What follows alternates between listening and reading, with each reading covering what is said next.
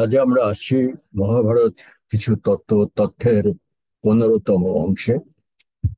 আজ আমরা যাচ্ছি রাজা যযাতির উপাখ্যান, 75তম অধ্যায় আদি পর্বের।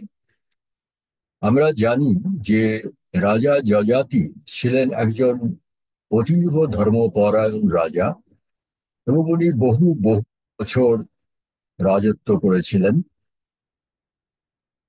গল্পে আছে উনি 10,000 বছর রাজত্ব করেছিলেন। যাই হোক, তারপরে রাজা যযাতি সংসার ত্যাগ করে বানপ্রস্থে যাওয়ার উদ্যোগ করলেন এবং ঠিক করলেন বাকি জীবন উনি বানপ্রস্থেই থাকবেন। সেই বানপ্রস্থ গমনের পথে উনার দু একটা উক্তি খুব প্রয়োজনীয়। দেখা যাক উনি কি বলছেন। উনি বলছেন, ন জাতু কাম কামনাম উপভোগেন সম্মতি। বিষয় ভোগ, কখনো বিষয় ভোগের বাসনা তৃপ্ত করেন না। অনেকেই আমরা মনে করি শেষ বয়সে এখন বিষয় ভোগ করা উচিত, কিন্তু একটা কথা মনে রাখতে হবে, ভোগ করলে কিন্তু ভোগের বাসনা আরো বাড়ে। তারপরে যযাতি আরো বলছেন, হবিষা কৃষ্ণবর্তে ও ভুয়ো এবাবি ভর্ততে। আগুনে ঘৃতাহুতি দিলে তার তেজ আরো বৃদ্ধি পায়, সেই রকম ভোগ করলে ভোগের লিপ্সা আরো বাড়ে। রাজা যযাতি আরো বলছেন, यदा न कुरुते पापं सर्वभूतेषु कर्हिचित् कर्मणा मनसा वाचा ব্রহ্ম সম্পদ্যতে তদা। উনি বলছেন, মানুষ যদি কথা বা মন বা কর্ম দ্বারা কখনোই কোনো প্রাণীর প্রতি পাপ না করে, তবেই সে ব্রহ্মপদের যোগ্য হয়। ব্রহ্মপদ সে লাভ করে না তখনই, কিন্তু তার যোগ্য হয়। আরো বলছেন, যদা চায়ং ন বিভেতি, যদা চষ্মন্ন বিভ্রতি, যদা নিচ্ছতি ন দৃষ্টি, ব্রহ্ম সম্পদ্যতে তদা। উনি বলছেন, যখন কোনো মানুষের কোনো ভয় থাকে না, মানে মৃত্যু ভয়, কোনো কিছু হারানোর ভয়, এসব ভয় আর থাকে না, কারো ভয়ের কারণও হয় না।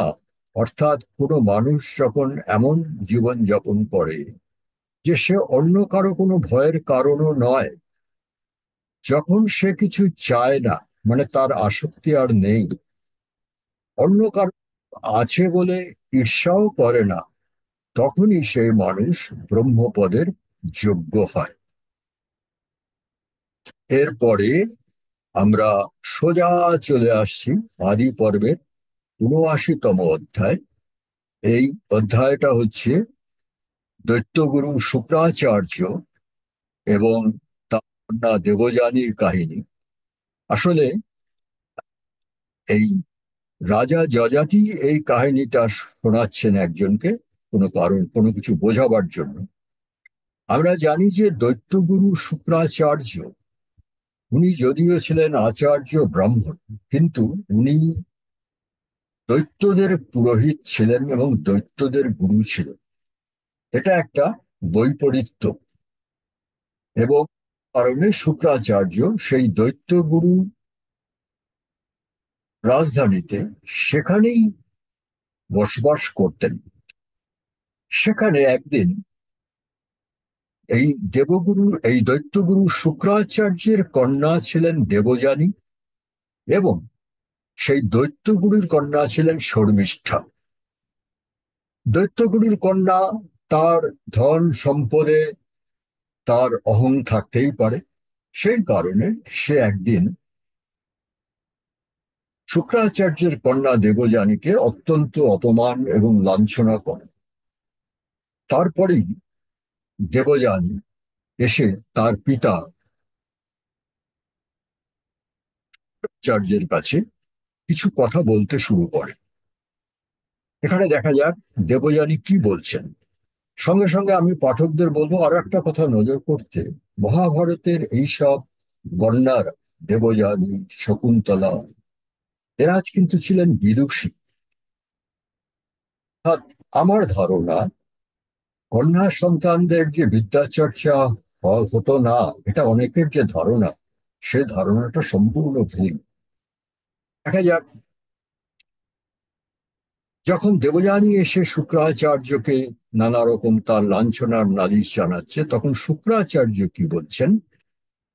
য পরেশাং নর নিত্যম অতিবাদাংশি তিতিক্ষতে দেবযানী বিজানীহি তেন সর্বমিদং জিতম। শুক্রাচার্য বলছেন, দেবযানী যে অন্যের নিত্য কটুবাক্য সহ্য করে নেয়, সেই কিন্তু সবার উপরে বিজয় লাভ করে। এবং কথাটা বোঝাবার জন্য শুক্রাচার্য বলছেন, যহ সমুৎপতিতং ক্রোধং নিঘ্রান্তি হয়ং যথা, যে তার মনের মধ্যে উদ্ভূত ক্রোধকে দুষ্ট ঘোড়ার মতো নিঘ্রান্নাতি, মানে দুষ্ট ঘোড়ার মতো নিয়ন্ত্রণ করতে পারে, তাকেই বলে নিপুণ ঘোড়সওয়ার বা সারথি। স জন্তে তু উচ্চতে সদ্ভির্ন যো রশ্মিষু লম্বতে। অর্থাৎ সব মিলে কি দাঁড়াচ্ছে? যে লোক দুষ্টু ঘোড়ার মতো ক্রোধকে নিয়ন্ত্রণে রাখতে পারে, তাকেই নিপুণ ঘোড়সওয়ার বা সারথি বলে। আর যে সেই দুষ্টু ঘোড়ার লাগাম ধরে ঝুলতে থাকে, মানে তাকে নিয়ন্ত্রণ করতে পারে না, শুধু তার লাগাম ধরে ঝুলতে থাকে, তাকে কখনোই কেউ সওয়ার বলে না। শুক্রাচার্য এই কথা বলার পরে এর উত্তরে দেবযানী কি বলছেন?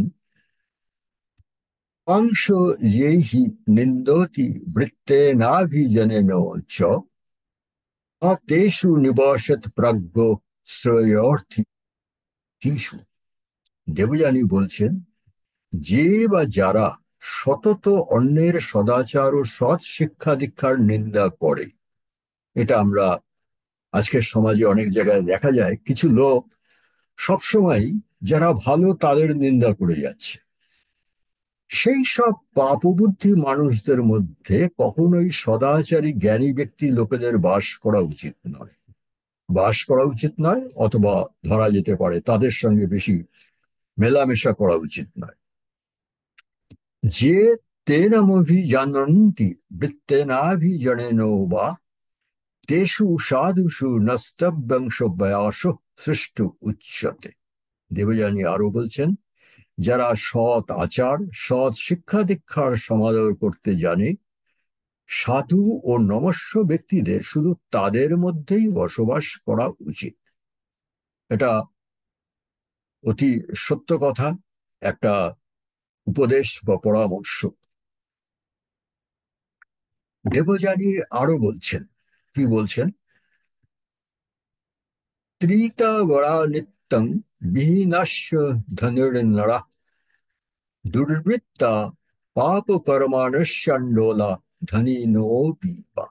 উনি বলছেন, ধনহীন দরিদ্র মানুষও যদি সৎ ও সংযমী হয়, সেও বরণীয়।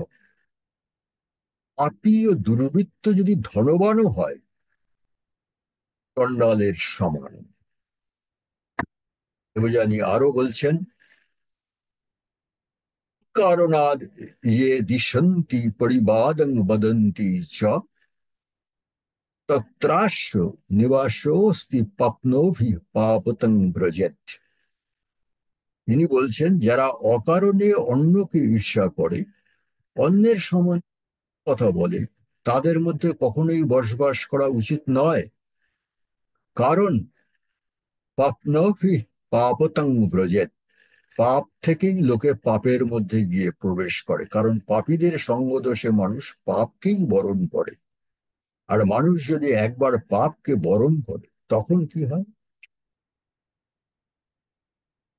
পাপী যত্র সজ্জতি নর ধ্রুবং রতির্ভাবে তত্র তস্মাৎ দোষং ন রোচয়েৎ।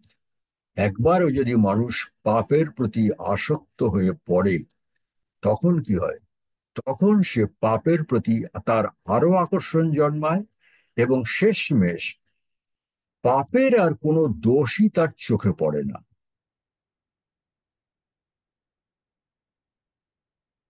দেবযানী আরো বলছেন,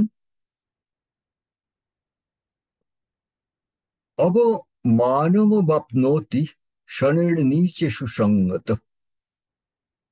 अक्षयो का वदनान्निष्पतन्ति यैराहत शौचतिरत्र हानि शनैर्दुःखं शस्त्रविषाग्निजातं तन् पंडितो नावसृजेत परेषु। বলছেন, নিচু জনের মাঝে সৎ মানুষ প্রতিদিন অপমানিত হয়। এটা তো সত্যি কথা, আমরা আজকেও দেখি। আরো বলছেন, বাক্সায়কা বদন নিষ্পতন্তি, তাদের মুখনিসৃত কটুবাক্য এমন ভাবে আহত করে যে শৌচতি রাত্রহানি, দিবারাত্র সেই লোক দুঃখের মধ্যে ডুবে থাকে। আরো বলছেন, শনির দুঃখং শস্ত্র বিষাগ্নি জাতং, শস্ত্র মানে অস্ত্র, বিষ বা অগ্নি থেকে যে আঘাত পাওয়া যায়, সে আঘাত ধীরে ধীরে লাগে। এর আঘাত তৎক্ষণাৎ মানুষের হৃদয়কে আঘাত করে। সংরোহতি শরীর বৃদ্ধং বরং পরশূনাহতম, তাই সৎ মানুষের কখনোই অন্যের উপরে কটুবাক্য করা উচিত নয়। আরো বলছেন, সংরোহতি শরীর বৃদ্ধং বরং পরশূনাহতম, তীরবিদ্ধ বা কুঠারাঘাতে আহত বৃক্ষ আবার নতুন করে বেড়ে ওঠে, সত্যি কথা। কিন্তু বাচা দুরুক্তং বিভৎসং না সংরোহতি বা ক্ষতম, কিন্তু কটুবাক্যের আঘাতে যে ক্ষত জন্মায়, সেই ক্ষত আর কোনোদিন সারে না। দেবযানীর কাছে এইসব কথা শুনে শুক্রাচার্যের কিছুটা সম্বিত ফিরল, এবং সে তখন দৈত্যরাজ বৃষপর্ব তার কাছে গিয়ে বৃষপর্বকে তার কন্যার কর্মের জন্য তিরস্কার করলো। কি বললেন শুক্রাচার্য? না ধর্মশ্বরিত রাজন সদ্য ফলতি গৌরীব শরৈরাবর্তমানভি কর্ত উর্মদানি কৃতন্তি ত্রেষু বা নপ্ত্রিষু বা ন চেদাস্মানি পশ্যতি ফলতেব ধ্রুবং পাপং গুরু ভুক্তমিব দরে। উনি বলছেন, যেমন গাভী কয়েক বছর পরে দুগ্ধবতী হয়, গাভী জন্মেই দুগ্ধবতী হয় না বা সন্তানের জন্ম দেয় না। যেমন মাটিতে বীজ বপন করলে কিছুদিন পরে চারা গাছ জন্মায়, যেমন অখাদ্য কুখাদ্য খেলে কিছু সময় পরে উদর যন্ত্রণা শুরু হয়, গুরুত্বমি বোধরে, অখাদ্য কুখাদ্য খেলে কিছু সময় পরে উদরের জন্ম হয়, তেমনি কুকর্মের ফলও কিন্তু পরে ফলে, সঙ্গে সঙ্গে ফলে না। কেউ কোনো কুকর্ম করেই দেখলো, কই আজ তো কোনো ফল হলো না, কালও কোনো ফল হলো না, তাহলে বোধহয় ঈশ্বর ভুলে গেছেন আমার কুকর্মে। মানে বলছেন শুক্রাচার্য, নিজের উপরে না সেই কুফল না দেখা গেলেও পুত্রেষু বা নপ্ত্রিষু, নিজের উপরে নিজের জীবনে যদি সেই কুফল দেখা নাও যায়, তবুও পুত্র প্রাপ্তির উপরে সেই কুফল দেখা যাবে। আজ আমরা এখানেই শেষ করছি। এরপরে আমরা দেখব এই রাজা যযাতি যখন স্বর্গে পৌঁছলেন, সেখানে ইন্দ্রের সঙ্গে ওনার কিছু কথোপকথন, এবং কি কথোপকথন হলো সেটা আমরা এর পরের দিন দেখব।